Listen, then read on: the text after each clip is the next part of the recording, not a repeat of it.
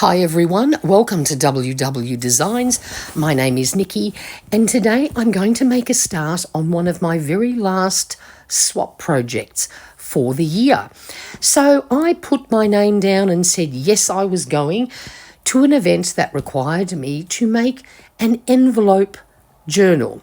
Seemed all pretty straightforward.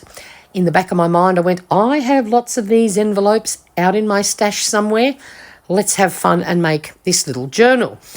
So I watched the videos from, I think it was Tatty Treasure's old video she did years ago about how to make one of these journals. And I went out the back to look for said envelopes and I found one.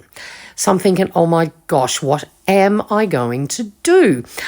I'm not magically going to get many mails that come in these envelopes over the next few days. So it was a case of, okay, we're just going to have to come up with a plan B. So I have one of these envelopes, which I did spritz with some coffee just to make it look a little bit older.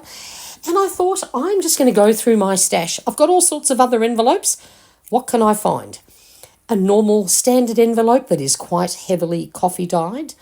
This pretty little envelope that was left over from a writing kit I had a zillion years ago, and I used up the pages in a journal, and I had a few envelopes left. So that one's making the cut. Pardon me. I have this cute craft one that has this little closure. I think we should add that.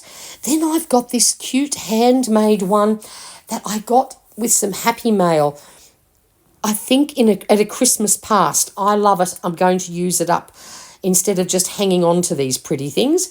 This is just a standard, I think this is what we call a C5 envelope. Again, had a bit of coffee treatment. And lucky last is this lovely mailer, which is a pretty heavy cardstock. I think we're going to use that to make our cover. It's, I think, going to be the perfect size, and it's just the right thickness that it's going to be quite a sturdy cover.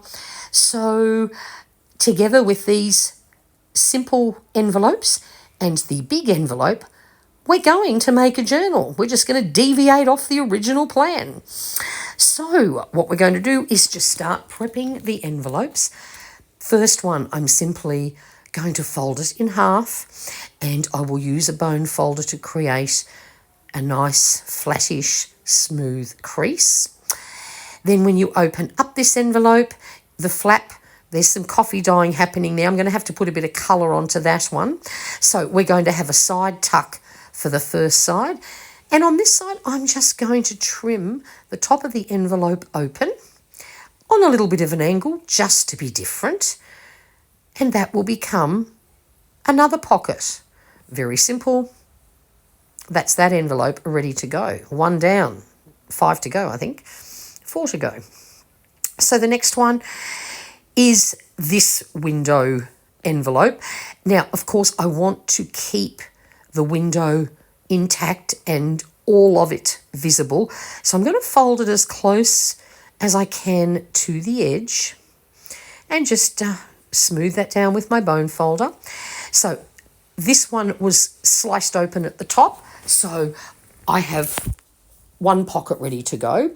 And then on the other side, I feel this bit is actually a little bit wider than what I would like it compared to the other envelopes.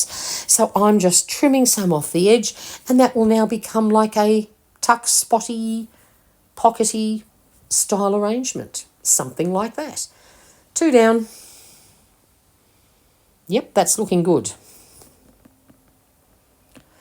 So for the next one, I have this pretty handmade envelope with these lovely see-through windows, but I'm a little bit concerned that when I poke needles and things like that through, when I put the journal together at the end, it may all tear. So what I've done is simply cut up a little piece of book page, and I'm going to put that down the centre. I realised I hadn't folded. I need to know where the centre is so I can put my little piece down. And I'm just going to try and give it a little bit of sturdiness. So it's just a plain, simple piece of book page. I thought that worked, seeing it was made from a dictionary page. And we're just going to pop that down there. That should adhere nicely. And then when I poke my holes through, hopefully it won't tear. So I have a side pocket, a side tuck pocket again. And with this one, I'm going to do exactly the same thing. I'm just going to gently cut the top open. And we then have a top tuck and a side tuck. Next one ready to go. Except might change my mind here. You watch. I think I changed my mind. And decide I want it the other way around. I thought so. So we're just redoing that. I don't want all the things to sit in exactly the same direction. So I've decided this one here should be with the pretty little see-through pockets on the front. I'm just smoothing down that centre crease in case it's got a little bit too lumpy from the double fold. Yes, I like that. Perfect. Next.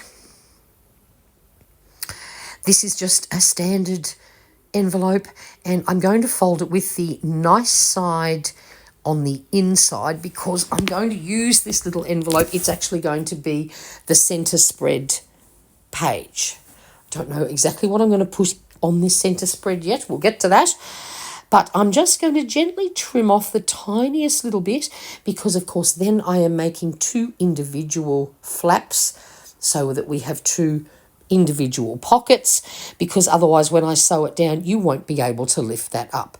So now we have two pockets and that bit will be in the centre.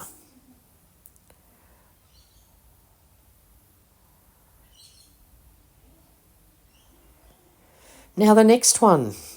It's the next two, actually.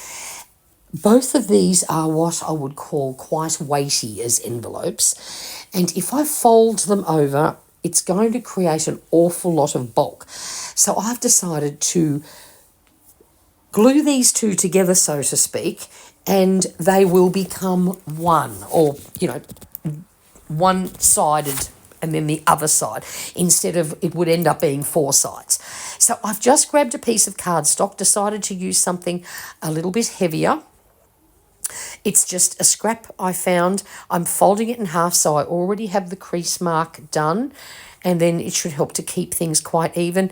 And I'm just going to ink the edge on this. Haven't decided how much of this I'm going to ink and how much I haven't yet, but I'm going to do this bit obviously before I glue it down. And I'm going to grab my favourite glue. I'm not going to trust a glue stick with this because we've got a little bit of weight happening here with the envelopes themselves, and then by the time I add ephemera and stuff like that. So what I'm doing, I'm running a line of glue, but not right up on the edge. I'm going to adhere these just below that centre fold. So then just adding a little bit more glue. I just want these to hold really well. And I'm placing it down just away from the centre fold. Just give myself a little bit of breathing space there. And it will help make sure that they just sit nice and flat. And then, of course, I've done exactly the same thing for the other side, but I decided not to do it halfway. I am keeping the bottom pretty even, and I'm letting the other envelope sit up above, and voila, we've now got those two joined together. The holes will go through that little gap that I've allowed, so we won't be accidentally tearing the envelopes or anything like that. And I think we're going to have this one on the front as our front page, so to speak. And there we go. That's all of my envelopes ready to be put together and make an actual journal. So now we need to get to the cover. So we're just going to grab my nice envelope here. It's going to trim off these edges. I now realise I didn't need to do that part, literally just as I am doing this voiceover, because I'm going to cut them straight and to size very shortly. So this was a waste of time, but I can't be bothered to cut this bit out now. So there we go. One thing you don't have to do, that was a time waster. I use my mat with all the measurements, pardon me, my metal ruler and my craft knife, and I'm just going to cut through this. This is really quite thick, but my craft knife will get through it. I just don't try and get through the whole way on the first go. I do it gently and just do it a few times. I end up with a nice clean cut and it's dead straight. So now I just, grabbing my little insert, I want some space on either side.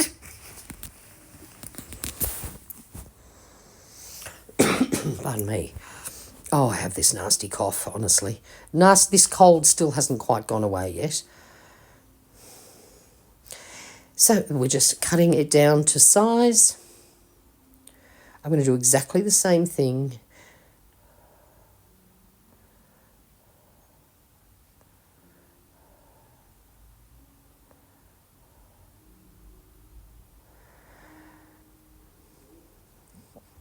And then we'll flip it around. Again, we're going to do rough measuring.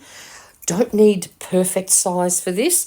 I don't know how many bits and pieces I'm going to have that stick out and above and around and on the side. So we're just taking a wild guess. And as long as it does cover the pages, I'm good. So obviously always have some allowance, because when you stack envelopes or pages together, they end up sticking out sometimes further than you think they might. And seeing mine are a bit bulky, I just had to make sure we are well covered. And you'll see this gunky stuff. I tried to scrape it off and I went, you know what? I don't care. It can just stay there. It is not worth the effort. So now I had been through my stash and I have found 2 full A4 sheets that I had not used in previous crafting adventures, and I thought this is a perfect opportunity to use them up. So I'm just very simply going to use glue stick. I could use wet glue for this, but the pages are just printed on normal copy paper and I don't want them to go all wrinkly. And honestly, for this project, if you use a good quality glue stick, I always use Oohoo, even though this one is blue and they're not my favourite. My gosh, when they stick, if you use them properly, they will hold perfectly. So I realise, of course, I should have put some protection down underneath this. Had to get rid of all that glue. Silly me. I forgot to put a piece of paper down underneath it. But that's okay. And I didn't get that. Could you try? I'm just going to do half at a time and then I will do the other half. Just gently press it down with your hands and then let an old credit card or gift card do the work. And of course, when you are putting the glue down, if you see globuly bits, try and remove those. And look what I did there. I almost forgot again to put down a protective piece of scrap paper, but luckily I did. And then just one decent coat, and I promise you the paper will not move. It's fabulous. And with Oohoo, you do not get any wrinkles from excess moisture. And for this project, it will do the job beautifully. Again, just using the credit card, or this is an old gift card from a store that doesn't even exist anymore. And that's done. And now I am going to trim the edges. There is no need to do this, honestly. You will see shortly that it would have been perfectly okay if I had left it the way it was. But when you have perfectionist tendencies, like I do, you can't help yourself. You just have to trim them off and get them all closer to the same. At least I didn't get the ruler out and measure them. Then I'm just going to miter the corners, get rid of the excess, because I'm going to glue this down and fold it over. And then on the inside, put another piece of paper down.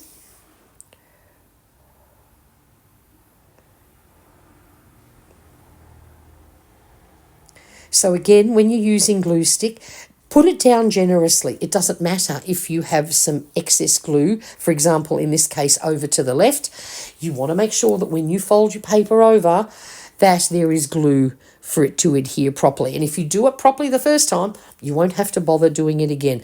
Then just gently nudge it over. The smaller you fold over is, the less chance you have of wrinkles too. It's another reason why. The bigger it is, the more chance you have of just tugging or pulling in the wrong spot and ending up with wrinkles. So it is, there's method to my madness. So you just go the whole way around and done. Now I'm just gently nudging that fold. I'm not pressing really hard on it yet. I'm just very gently nudging it into place. So as it dries, it knows that bend is meant to be there.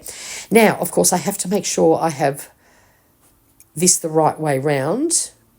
Not that it actually matters right now, because the piece of paper that I'm putting down inside is not really directional. It probably is, and I think I probably did sort of put it in upside down, but it's just a very pale fleur-de-lis style printout, so it honestly doesn't matter. But if you are using directional papers, please make sure you check and check and check, and even draw an arrow on which way is up for you. I've found that to be quite helpful.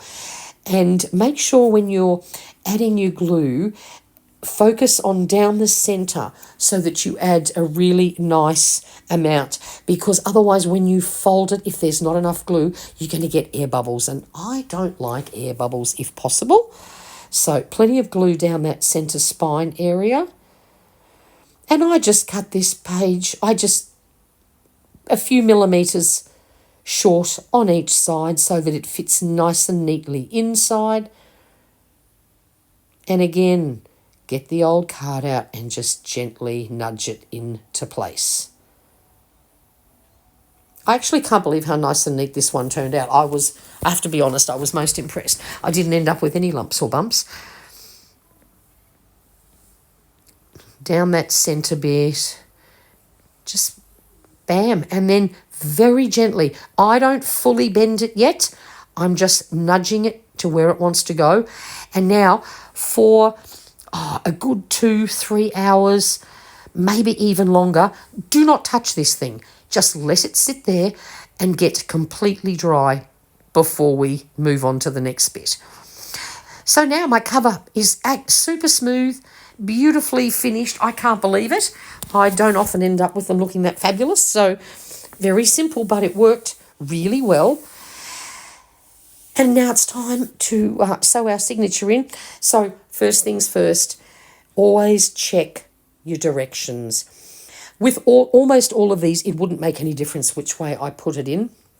I'm just tucking this little thread in. I don't want it to get involved in our sewing. And I have this strip of reinforcement on that envelope has words that are directional, so I have to keep that in mind. And I have decided to change my pocket situation. I want that one at the front now. And then we just feed the other ones in. And you don't always have to have them dead in the middle. You can have some higher, some lower, whatever you like. The only one I've got to sort of really be quite careful with is this last one, because it's pretty small. If I don't have it relatively close to the centre when I sew it in, I may not have it sewn in properly. So for the last one, I'm trying to sort of make sure I get that quite central. Then I just nudge them together and make sure they're all in place. Now, normally when I sew in a signature, I use the clips to attach my papers or whatever it is I'm putting inside to the cover. And that way you usually end up with all your holes in the perfect spot and everything works out beautifully. But in this case, these envelopes and things are quite bulky. And I'm going to be using string, which is quite thick. So I need good size holes. So I've decided not to clip the inside to the cover. I'm treating them as two separate entities. So as I'm weaving my cord through, I can see what I'm doing and I'm not pulling things too tight. So I've made a very rough template here. I found the centre of this piece of paper. I made 2 marks, one on either side of centre, so I know where to put my holes. And the only reason why I've done this is so that both pieces, the insert and the cover end up with holes the same distance apart. Now, I'm using a pokey tool here. This to me, is the only way to make holes. It works perfectly. And what I'm doing is I'm putting it through and then I'm really forcing it through. I want to make the hole as big as possible. This is no time for little holes. Big holes are always better, no matter what you're actually going to sew your journal together with. Bigger holes are better. Just makes sewing easier and reduces the risk of actually tearing any of it. So my 3 holes there are ready to go. And now I'm going to do exactly the same with this. I did cut this piece of paper with the intention of it being basically the exact length, so I do have true centre. But again, this is a junk journal, and if you're a few millimetres off, guess what? It don't matter. It's all good. And again, need to poke this through and get it right through. I have never actually sewn a journal together with twine, so I hope it works. I think it should work. But I usually just always use embroidery thread, but I actually want to use the twine that I sew this journal together with as part of the closure. So I'm doing it a little bit back to front, how I normally do it, and using something considerably thicker, because just using embroidery floss as my tie-up is not going to cut it. So there is my twine. And I found the biggest needle I had, and I actually managed to get it to go through the hole, which was amazing. And I'm being very generous with the amount I cut off here. I honestly don't know exactly how much I'm going to need, so I rather just cut some more. I want it to twist around and then even be able to tie up in a bow. Now, what I'm doing here is I'm actually the long, hard way instead of the simple way. I'm creating a big knot. I went through my bead stash and I had virtually nothing that was going to work with such thick thread, but I managed to find these 2 timber buttons. So I've already put that one on because I need one at one end and one at the other. And I just thought it's safer if I have it on now, then I know I've already got that end done. And I'm just double checking, triple checking that I have my directions correct. Twice in my life, and I've made quite a few journals, I have sewn in an insert upside down, and it's the most devastating thing. I find sewing inserts can be quite nerve-wracking, even though they're ridiculously simple, but I'm paranoid about directions. So what you can see I'm doing here is I'm actually starting from the outside. So from the outside of the cover, I've gone through first and then I'm going through the insert. I normally always do mine in reverse, so that the part that joins together is on the inside of the journal, not on the outer cover. But because I want to create my closure all at the same time, I'm doing things in reverse. So it looks a little ungainly, I think, because it just doesn't feel right, but it's what I have to do. And again, see, I'm glad I checked. I'd managed to swivel that around so that it was the wrong way. And then I'm not going to pull everything close and tight together. Because this needle has a really fat eye, I have to really nudge it through the insert as well as the cover, because it is bigger than the hole that that's been made. So you'll just see I'm just being very soft, I'm being very gentle, and I'm leaving plenty of space. We can tighten it up right at the end, but can you see I've got to nudge it through.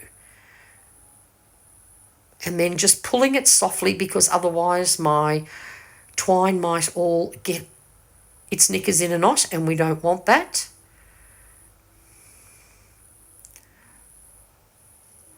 So just making sure I'm not getting all caught up with the tail bit. We're now going back in from the outside, and we're pulling gently, and we're just making sure nothing's getting knotted, because once you've woven it through, you then have to unweave it all, and that's a pain. So if you just take it easy, it just reduces the risk of you making mistakes. And it was so hard to thread this needle, I do not want to thread it again. So now we're going back through the center. This is probably going to be the most difficult maneuver because we're trying to get it through a relatively smallish hole. And there's a very good chance I'm going to split the thread with the needle. But that's okay. It's easy to fix. You just gently weave it through. If it does happen, weave it back through where it came from. You can possibly hear the thunder in the background. Here in southeast Queensland, we're having an early summer arrival of storms. I was hoping I would have this voiceover done before the thunder and lightning were going to happen, but I just heard some thunder. So yes, we're headed for another storm. They're doozies at the moment.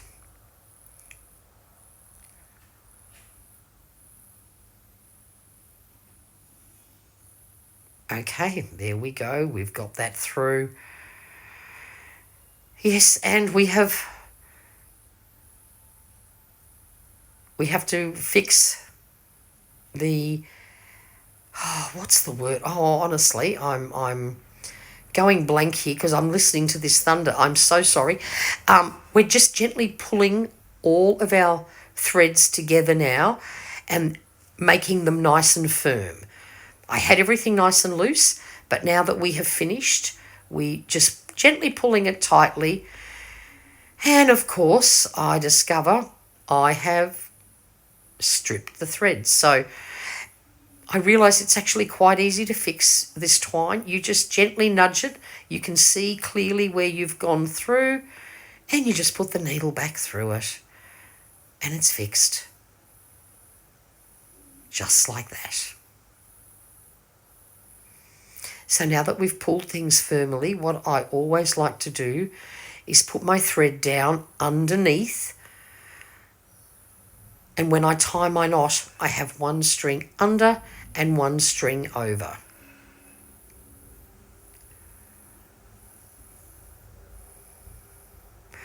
I'm now going to add my bead before I forget.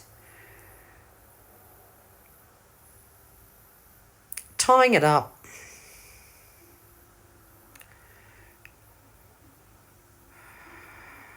And tying off the end before I lose my bead, because I only have two of these. I cannot afford to lose one. When we've finished the journal and it's all been filled and decorated, I will then work out exactly how long I want the ties. But for the moment, I'm leaving it. This is part 1. In the next video, we will decorate and fill this journal. I hope you've enjoyed watching how to make a simple envelope junk journal. And in the next episode, we're going to make it very pretty and ready to send out. Please give this video a thumbs up. Until next time. Thank you. Bye for now.